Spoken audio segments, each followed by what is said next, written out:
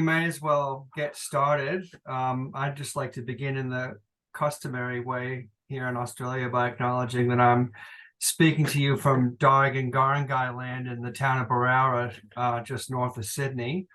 And yeah, it's a lovely sort of tempestuous spring weather that we've been having here, and some of us are just coming down from a fabulous event we had on terrestrial politics, in which Kelly Dombrowski was one of the featured keynote speakers, and we had a marvelous time kind of thinking about the way forward in these really uncertain times. So we've got three lots of presenters and not much time, so we should probably not take a lot of time. You're welcome to add where you're coming from to this meeting. It's great to see so many of you here. And we haven't really thought about an order. Any thoughts from our fellow panelists about the order of presentation? We are the last ones, so we have time The to. last ones. Oh, did we already settle it? I didn't remember. Okay, so you're going last. And I'll leave it up to each group that's presenting to kind of introduce themselves as well. So now it's sort of a standoff here between us and the New Zealanders about who to go first. I'm easy, Stephen, if you want to go first or don't mind. You know what, if you guys did go first, it might actually allow me to settle my son here. Cool. Okay. I will kick off then. I'll just share my screen. You're appearing as Stephen Healy too, Graydon, so you might have to introduce yourself. Thanks, Kelly. Hi, everyone. I'm Graydon Diprose, and I'm based in Wellington, New Zealand. So I'm just going to be talking about some work Kelly and I and a few other folks have been doing. Sorry. Nope.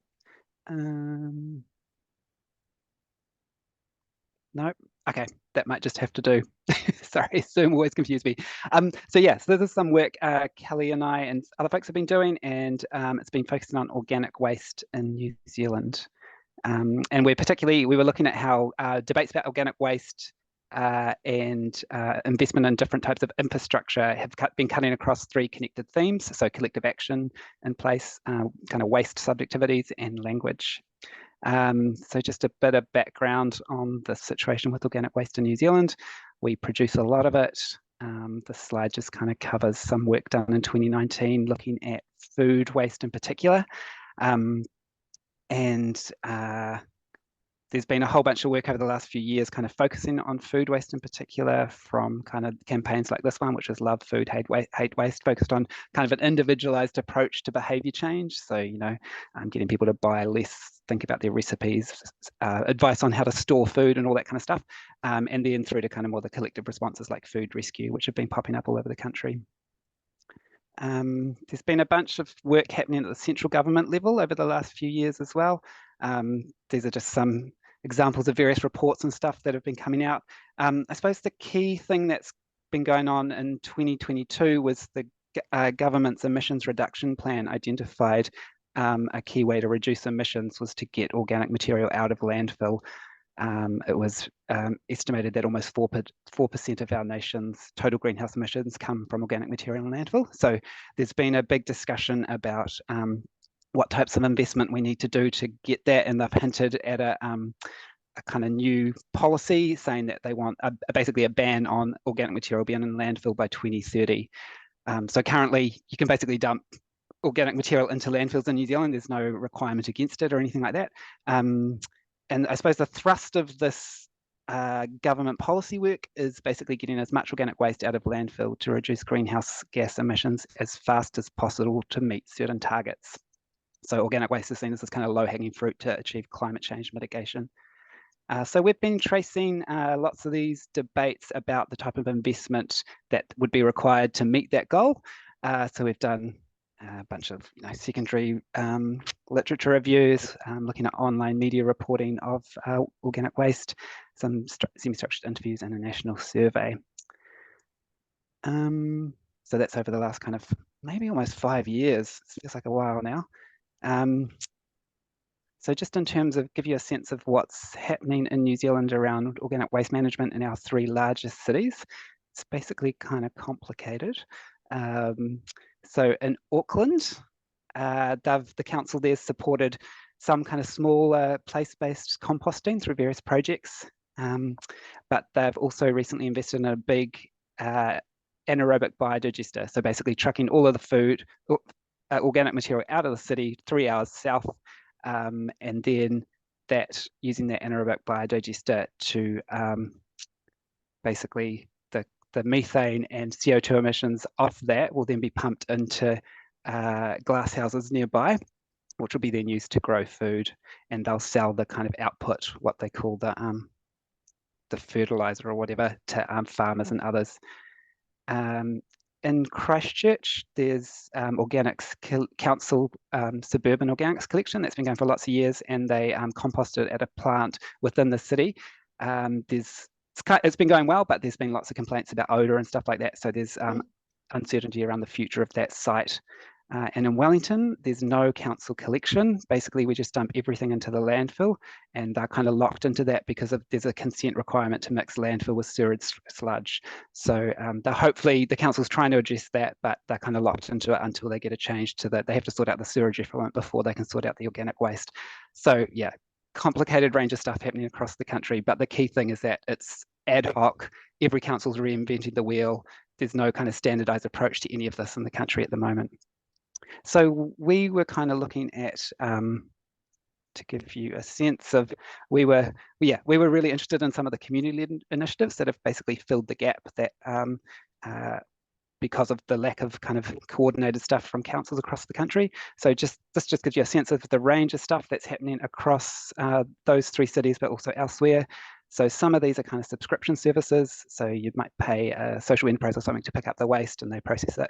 Some of it's just happening at community gardens. People drop off the waste. It's kind of a collective management approach to dealing with it. And a whole range of stuff. So yeah, some of them are selling the compost, some of them are not. Most of these initiatives are hyper-local, so they rely on human labour for most of the work, including the collection. They use existing technologies, happen on underutilised urban space, and they often build communities of practice around the stuff. So composting workshops, newsletters, social media posts, all of that kind of stuff. Lots of our participants who are involved in these talked about how they have a range of co-benefits in addition to the waste management. So meaningful paid and volunteer work, promoting biodiversity, soil health, which then feeds into local food security, growing food, that kind of stuff. And the key thing they argue is that it doesn't involve significant investment in expensive technology or transport organic waste out of the city to other places. Cool. So in terms of shifting waste subjectivities, lots of our participants talked about the kind of through composting that they and other people become different kinds of subjects. So they talked about how those everyday practices of composting foster relationships with organic material, with nature more broadly, and talked about how it was kind of like a way to be a different type of person by consuming less and contributing to those local circular practices that have really good impacts in their community. And they critiqued some of the approach that Auckland is taking with the anaerobic biodigester, arguing that those types of investments in infrastructure aren't actually going to shift people's relationships with waste. They kind of perpetuate the idea of out of sight, out of mind. The waste just gets taken away, conveniently taken away. Council folks we spoke to talked about a different set of expectations that kind of linked to subjectivity. So they described having to entrench these, to navigate these entrenched social expectations about waste. So, lots of ratepayers want efficient and hygienic removal and disposal of waste in the same way that kind of general rubbish collections work. They talked about the need to be accountable for ratepayers by proposing organic waste infrastructure that was kind of value for money. So it's not that they don't support these kind of community-led distributed approaches, but they were unsure how to resource and design them that meet the ratepayers' expectations and kind of the local government waste procurement practices, which are really focused on certain types of practices with economic accounting associated with that. And in terms of shifting language, what we've noticed. Lots of positive stuff in the media about composting generally, generally framed really positively. Multiple benefits, climate, soil, human-nature connection, biodiversity, food production, all that kind of stuff. And we're also seeing this shift in the language from waste to kind of resource playing out in councils' waste minimisation and management plans and various policy documents. So there's a bit of a shift in language going on around how people are talking about organic material and organic waste. So in terms of, just to give you a sense of how we've drawn on diverse economies frame, thinking in all of this work. So this is something Kelly and another colleague pulled together. And it was just using Kelly, help me out here. what's the tool? It was the table Oh, of inventorying. Yeah, we did inventory. a Thank process of inventorying what was out there already. Yeah. Do you want me to So say it's more? You keep going. I mean, it was just to kind of reflect the diversity of stuff that was happening that we were seeing. And we, in a meeting with a ministry, one of the ministries in New Zealand, we kind of presented this back to them to give the sense of that diversity. And that their policies needed to support a diverse range of waste management techniques, Yeah. So what we've done is kind of use some of this thinking to pull together a matrix. I won't present it here, but it's basically to help decision makers and councils think about how they could invest in ways that maximize co-benefits rather than just waste minimization. So it draws on some of this thinking, but pulls it together in a way that a decision maker can kind of more easily be like, okay, if we invest in this type of infrastructure, what are the anticipated outcomes, diverse outcomes that you might get? Just to kind of, because what kind of was happening is that lots of the community-based smaller scale stuff they're never even considered as a logical procurement option by councils. There's this kind of perception that they're, unreliable, blah, blah, blah, all of this stuff. So we just wanted to present them with a different way of thinking and framing that. So that's kind of just concluding thoughts. Yeah, so at the moment in New Zealand, the reducing emissions is the key policy driver. There's lots, I think council staff and others are trying to shift these entrenched norms around waste, but they're still operating within a linear economy with all of these other pressures and expectations going on. So we basically use diverse economy thinking to push beyond just thinking about waste minimization and efficiency to other types of investment measures. And the kind of, I suppose, the theoretical point we were trying to make in some of this work was highlighting those connections between different types of infrastructure and subjectivities, and can we try and transform both at the same time? So I think I'll stop there. Thank you. Is there anything else you want to say, Kelly? No, that was an amazing summary. I couldn't have done it. Thanks, Graydon. That was fantastic.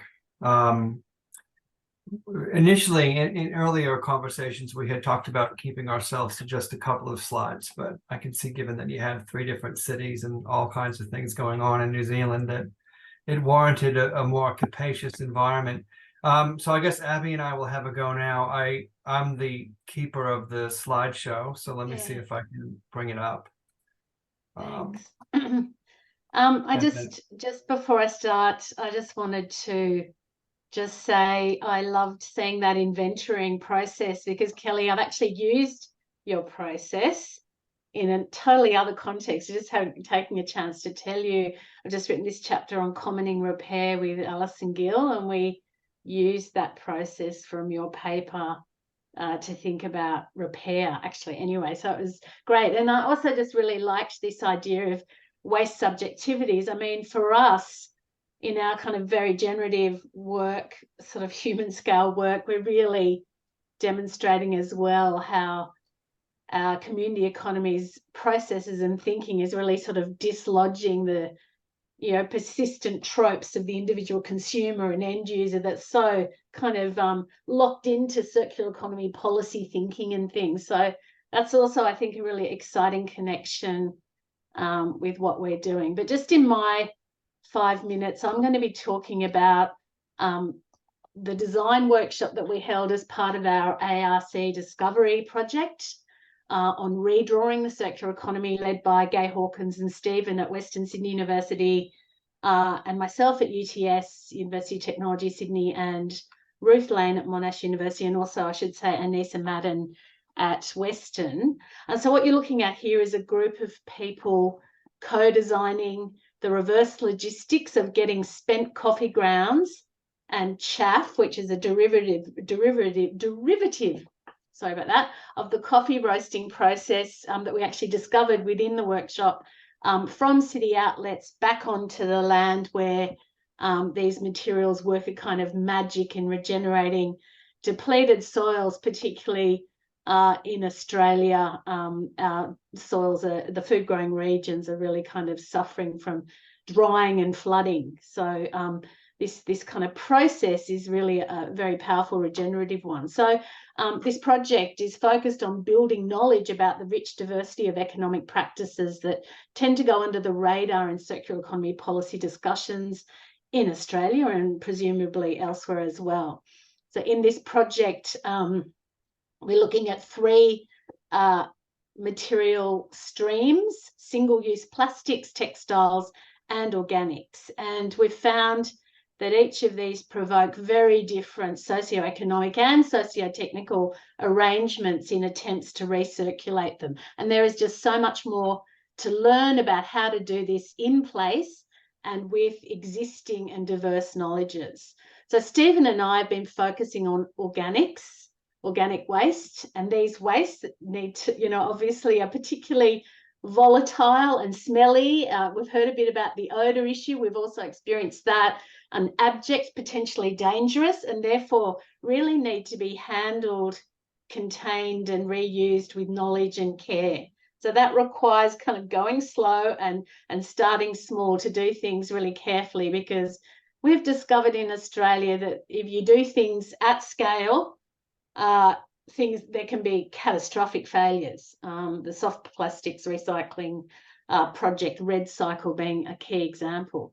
So we've put a lot of store on the workshop-based methodology because it leads with the social, and it really surfaces the centrality of the social in economic innovation and economic processes. So just a little bit of context: my university, UTS, has for many years invested in food waste dehydration technology to process food waste on site, and that's really about, as we've just heard Graydon say, reducing all of those same reasons, reducing food waste to landfill and meeting targets and so on.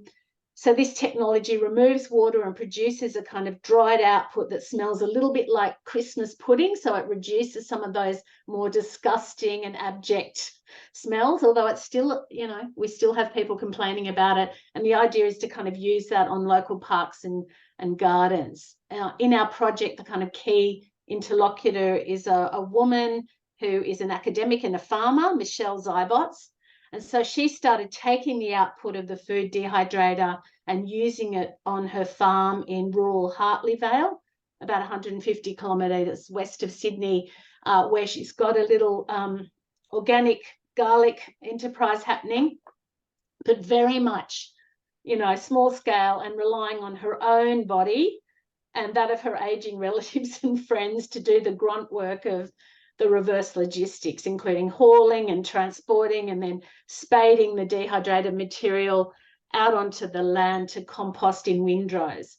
So our workshop had the explicit aim of helping to disburden Michelle by redistributing the labour of this reverse logistics and its shared benefits. So we assembled kind of representatives, very much drawing on Michelle's knowledge, from across the entire sort of imagined future reverse logistics supply chain, from academics and managers and coffee roasters and logistics experts and hauling social enterprises, council reps and farmers, to all assemble in this workshop.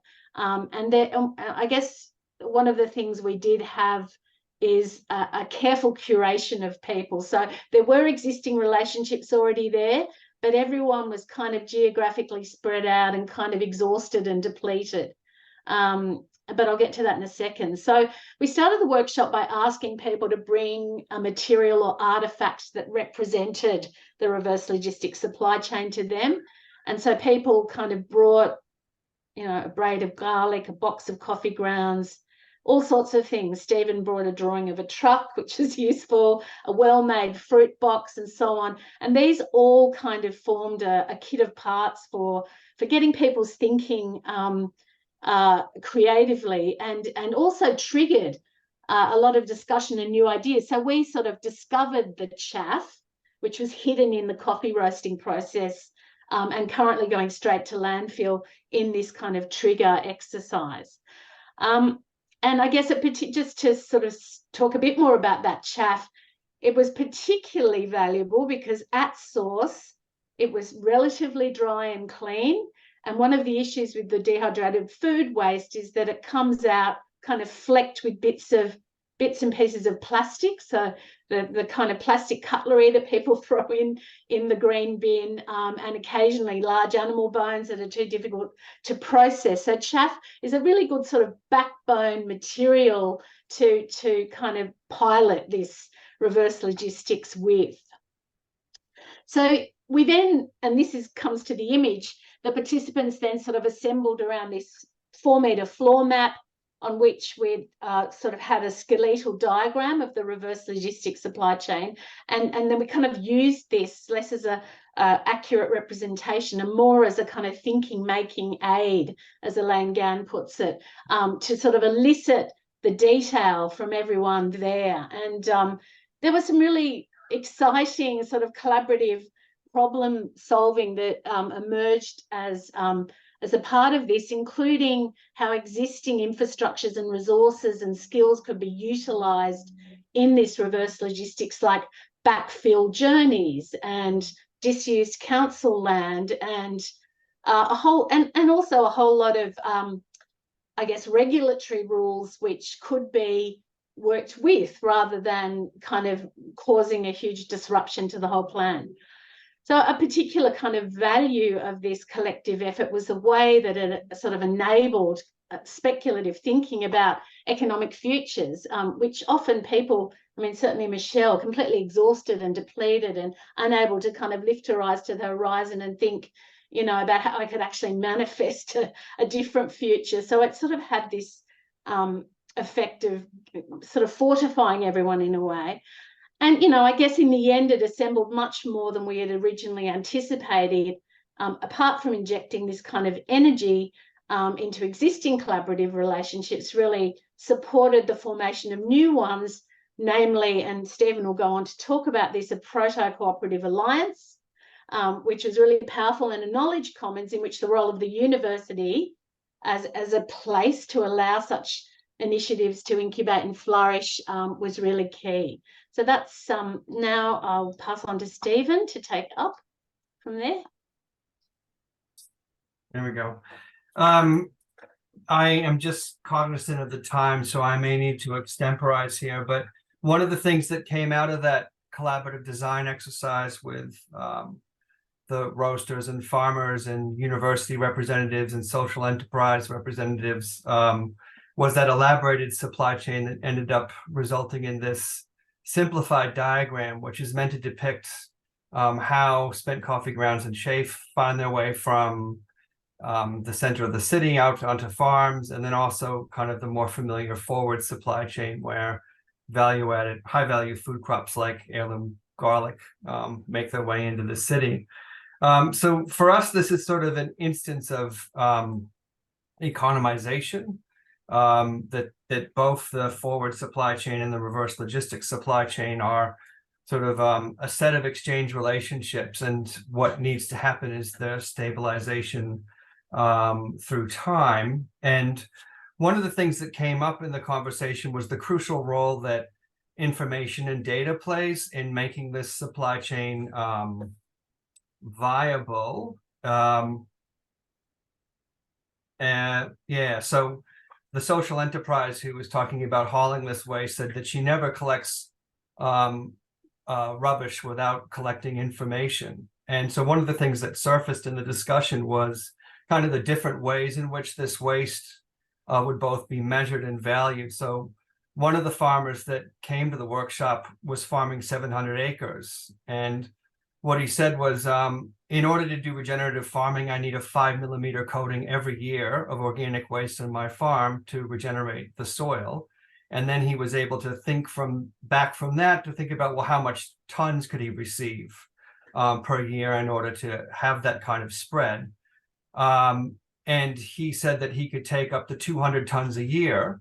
And that figure is significant because according to EPA guidelines, farms can receive 200 tons per year as a gift without being classified as a commercial tip and subject to regulatory oversight in that way, right? So a key component to this element of economization is that farms can take this waste for free.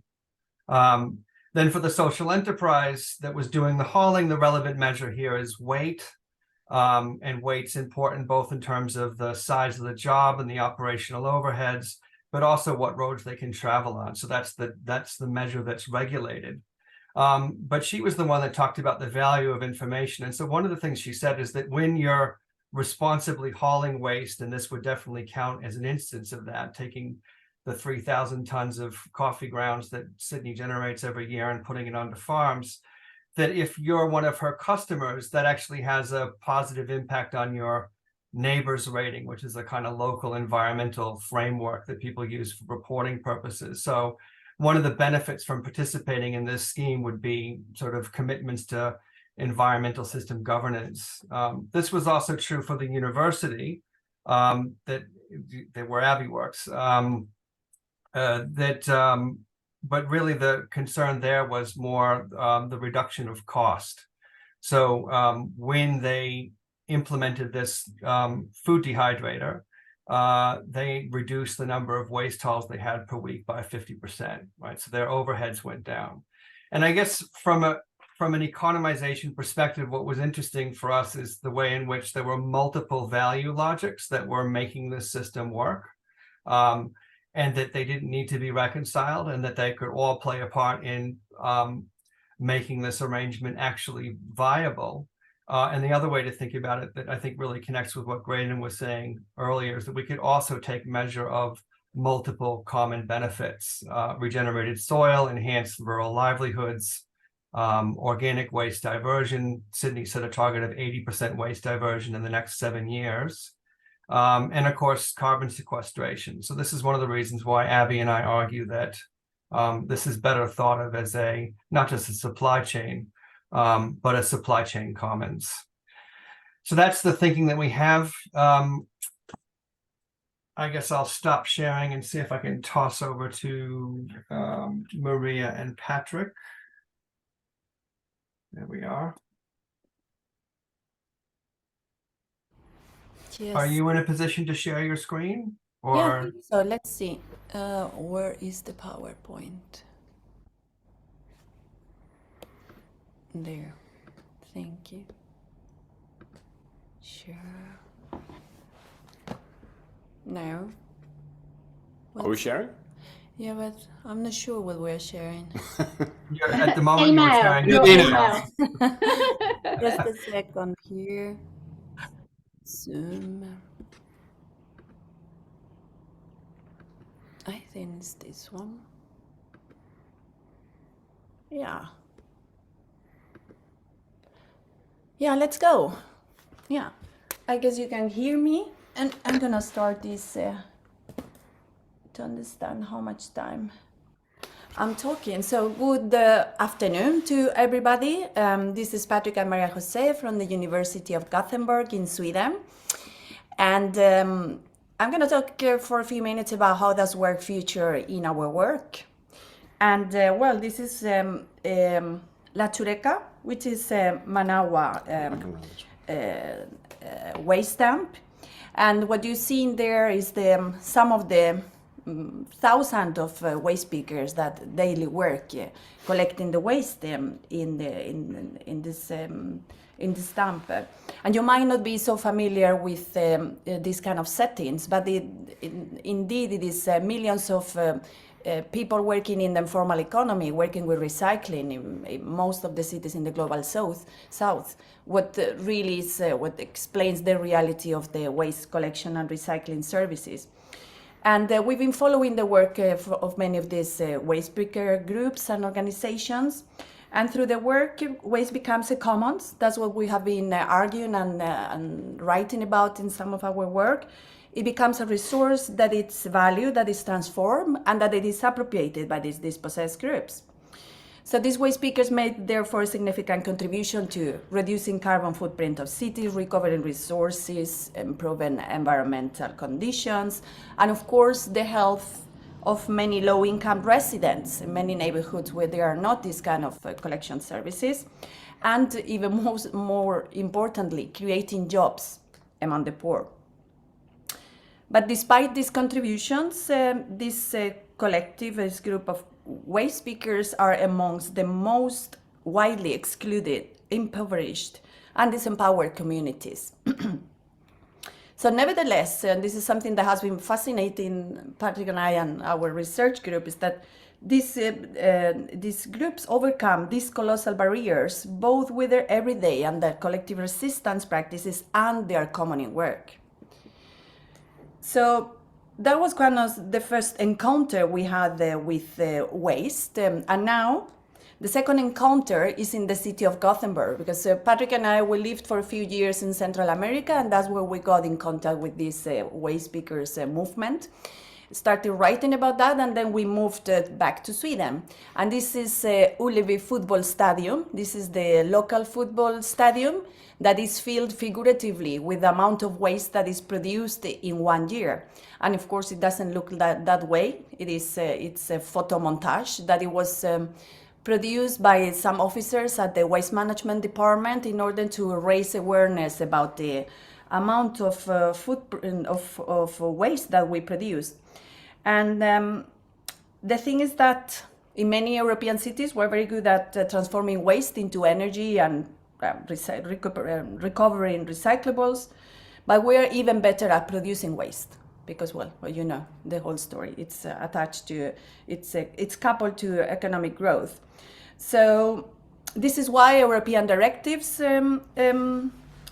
shifted towards the reduction of waste. And since 2014, many European countries started implementing the first generation of national waste prevention plans. And this is when we started also our research project about waste prevention and the role of local governments. Sorry, I have to take this. Okay. Yeah.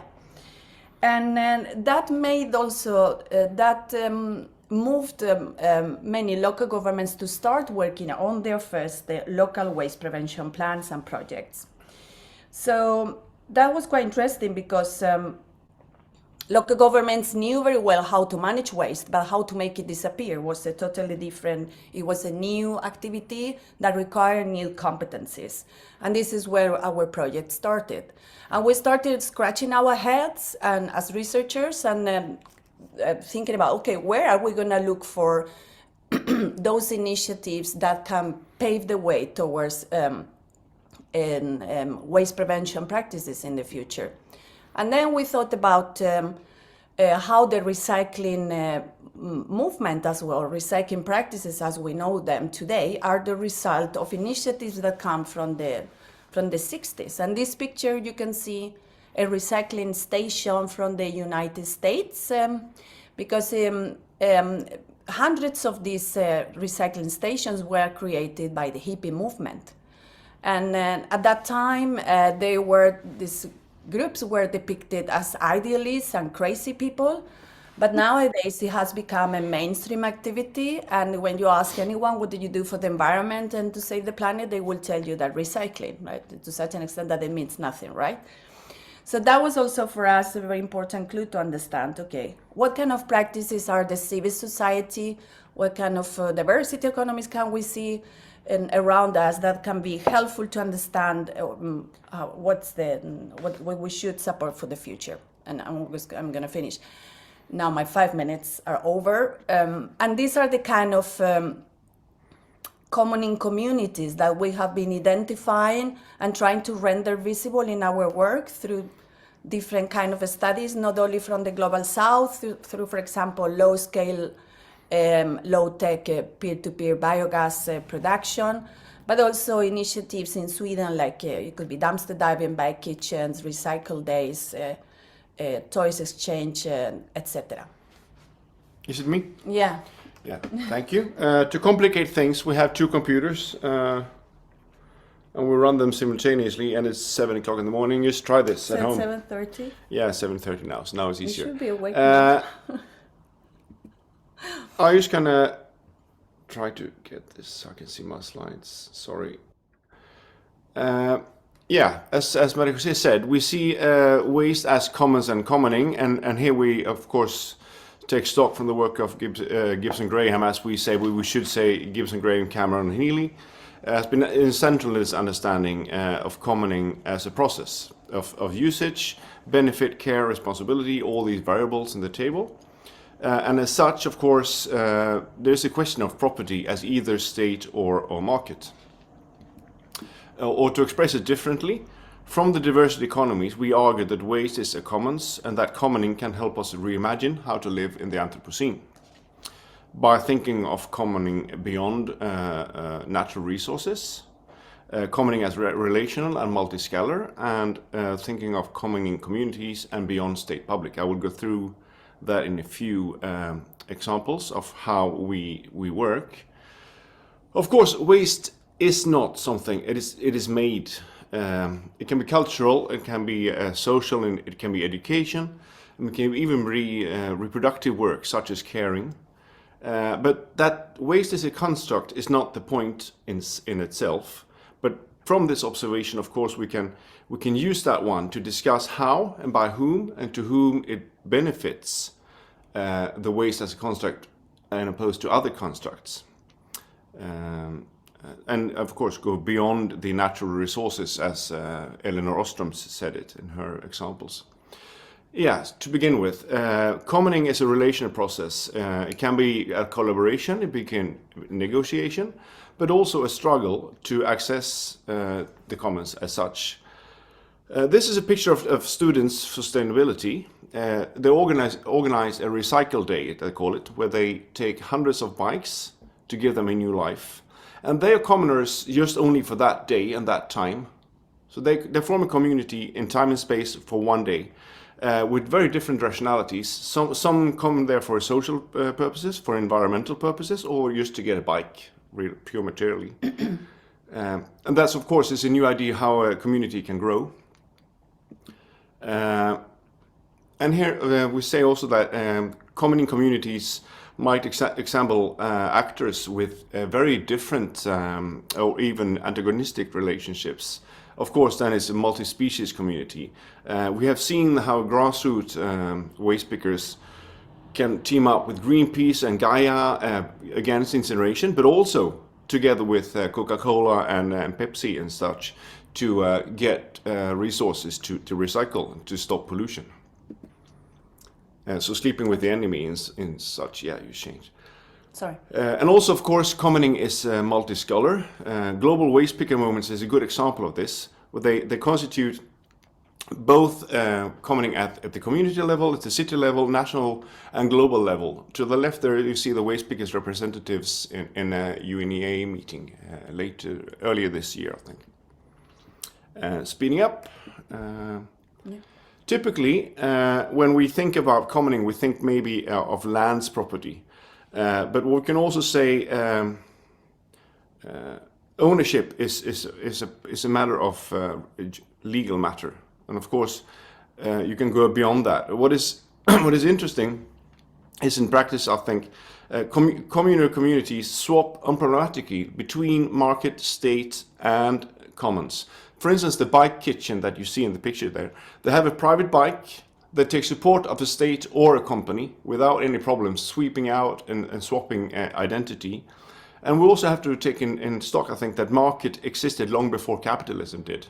So of course, just because you use a market doesn't mean you're capitalistic, or as Gibson Graham et al. Said, post-capitalist project is not necessarily anti-capitalist. Should we stop there? Yeah, Out of time, I think so. We can have consumed our 10 minutes. Yeah, I think we did. Too many slides as well.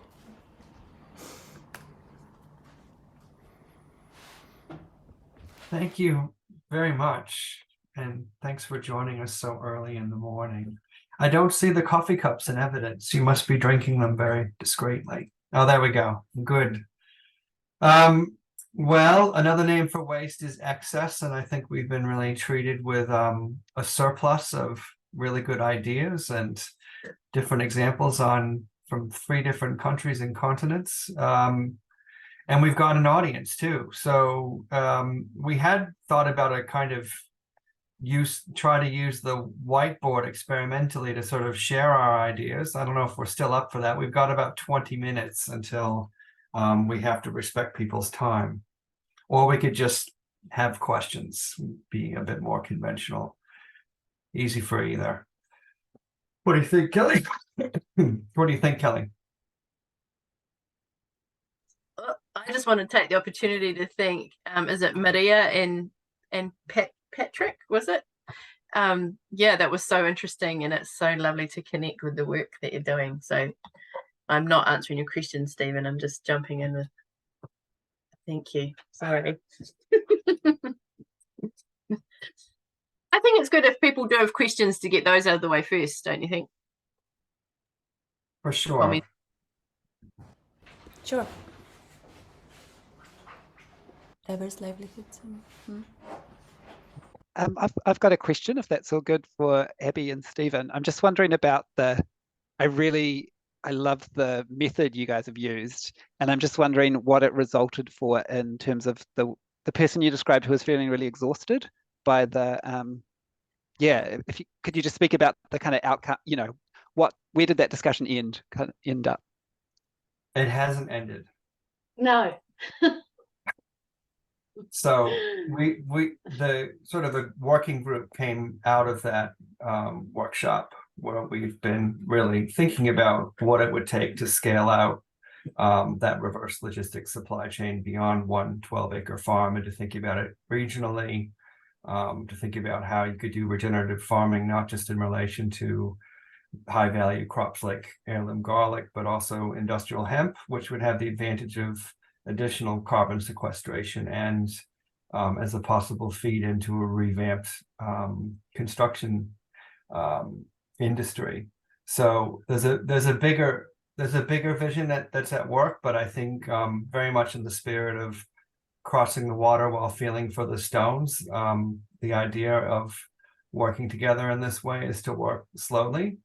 So one of the things that Abby and I have been exploring is the possibility of a follow-on project that would really think more carefully about kind of what would it mean to make this supply chain more operational. It already is operational.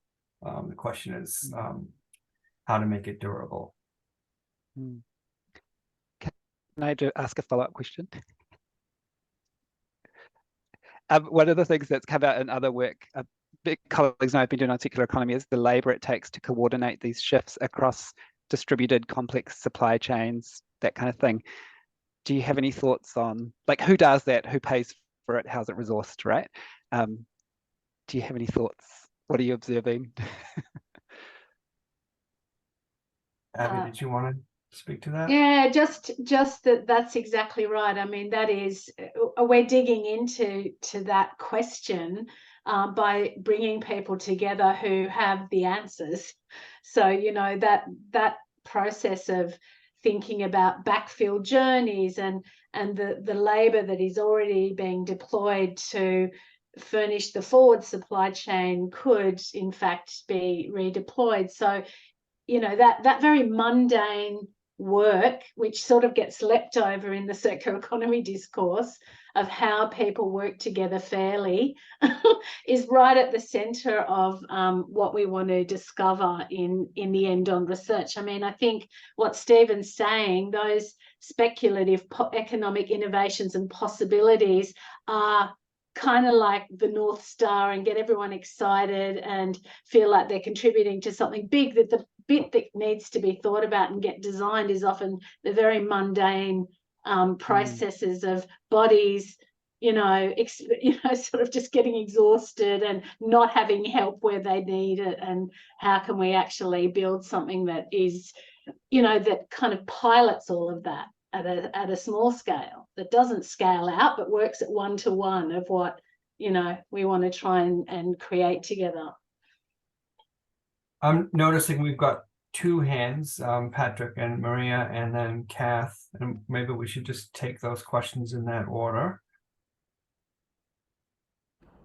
Okay, thank you. I will. I used to have two reflections, I think, to either one of the Stephen Healy's who's been presenting, but first, I think Drayden and Kelly. No, first, you said beyond waste minimization or beyond waste prevention. I just wonder what that was, because then if it's done, there is no waste, I suppose. So, but do you mean to take care of the unwanted food waste, so to speak, the peels of bananas or something? What is that beyond? And to Stephen, the real Stephen, and Abby, you said in your presentation that the farms could take 200 tons for free, but isn't that actually a reverse thinking, that a normal waste company would charge to take care of those 200 tons? And that's kind of what waste pickers always claim, that we should not only get the resource, we should also get paid for taking care of it for you. So where does that money happen? Where does it? I mean, the university would have to pay someone to take care of their coffee, their waste. Where does that money go now? That was my sorry.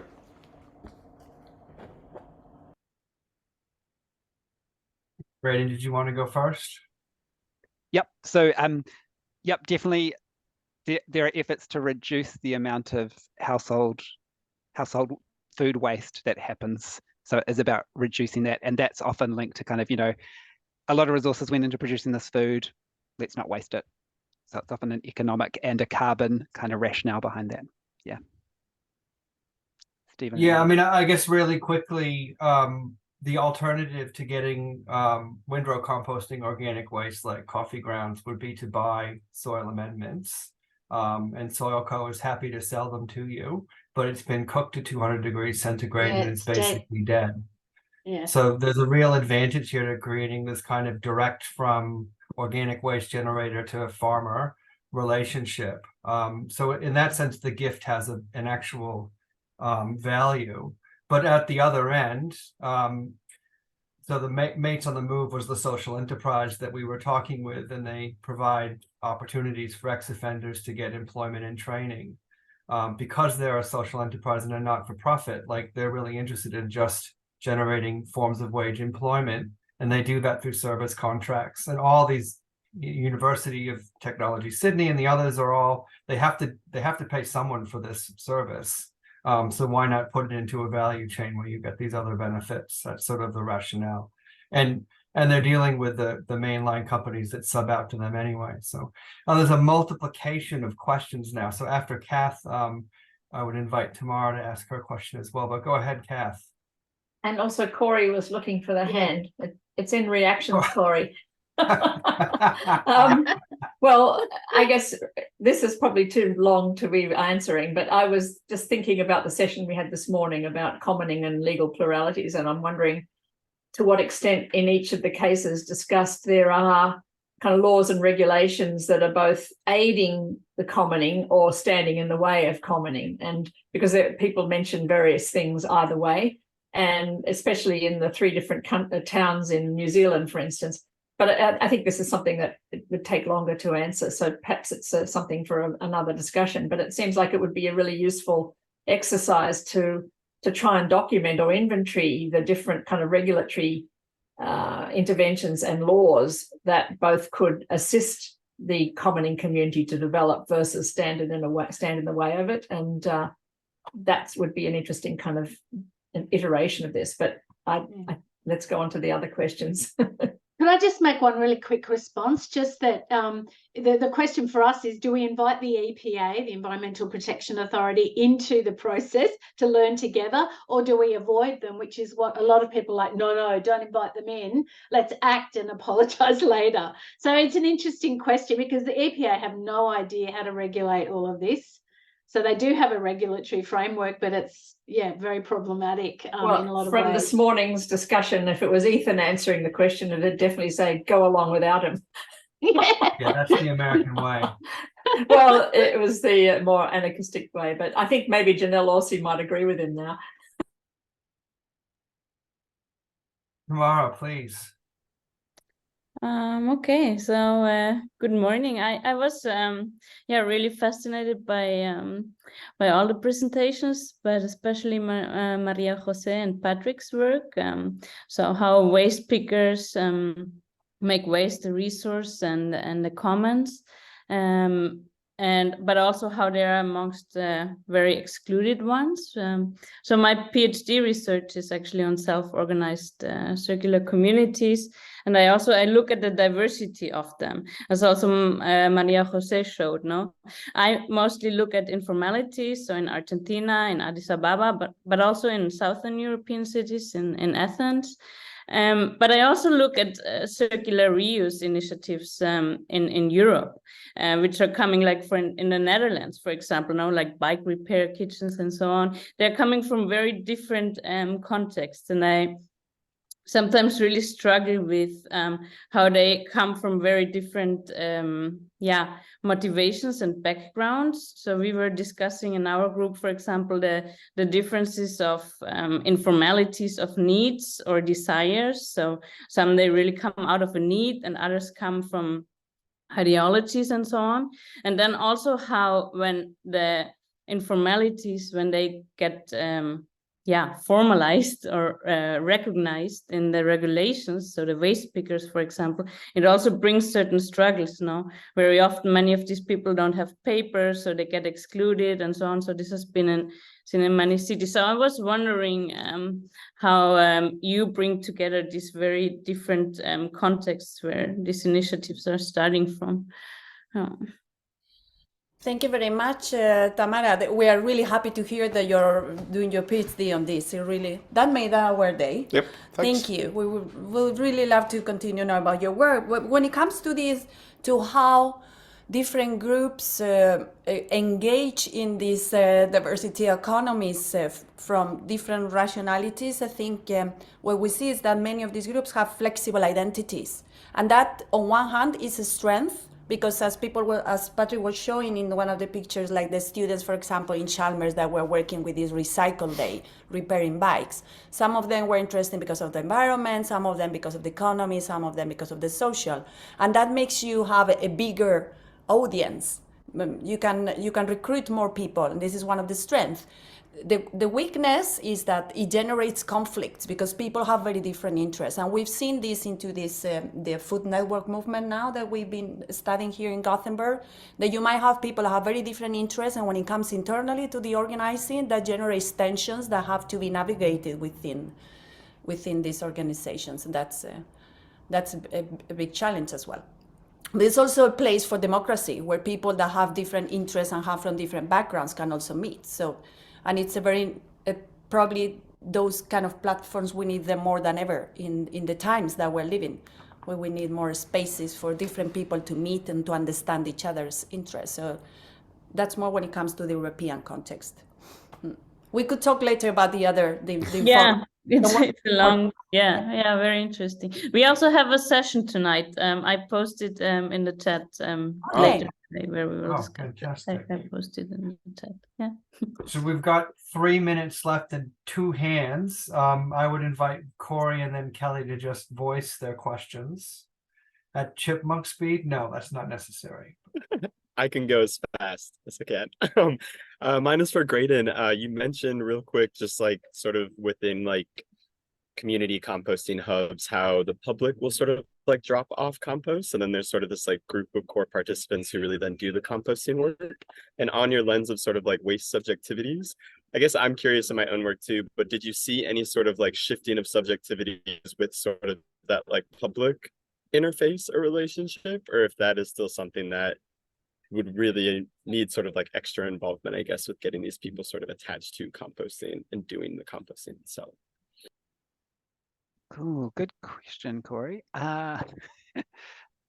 Definitely the folks who, yeah, some of the examples where folks are dropping stuff off, totally valued the chance to do that rather than putting it in landfill or, you know, general rubbish collection. And it became a big part of their daily or weekly activity, right? You know, the regular walk to drop it off and that kind of stuff. So, yeah. I think there was also a sense of, sorry to jump in, Graydon, but one of the things that people talked about was there is no way, and just becoming more cognizant of the idea that there's no way. And we have this kind of subjectivity. I think Gay talks about it, where things are flushed away down the toilet, things are chucked out in the rubbish, and we have no idea what happens to them. And just that process of, even if you don't put all your waste in the compost with the community, seeing the process of how long it takes to break down, what happens when there's plastic contamination, you know, what the work and labor involved in turning it into something else is.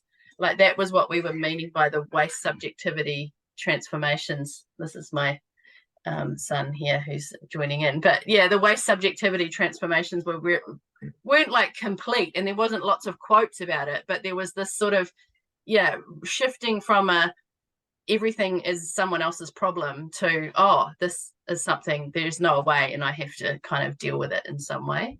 Yeah. Hey, Casimir. So that, according to my computer, brings us to the top of the hour and the end of our time together. Far too short. I don't know who said we should do this in an hour. That was silly. But yeah, it has been a delight, and I get it's fantastic to learn about your session tomorrow. So hopefully some of us can make it, and all these things are being recorded. And I'd just like to take this opportunity to thank Priya and the other members of the Liviana Organizing Committee. This is our fourth time doing it as an organization, and what a commendable thing that we can have this conversation across 3 different countries and continents. Fabulous. Stephen, can I just put a plug in for the 8 o'clock? There's a Redrawing Economy session with Catherine Boehm coming out of the Whitworth exhibition. So if anyone's still up for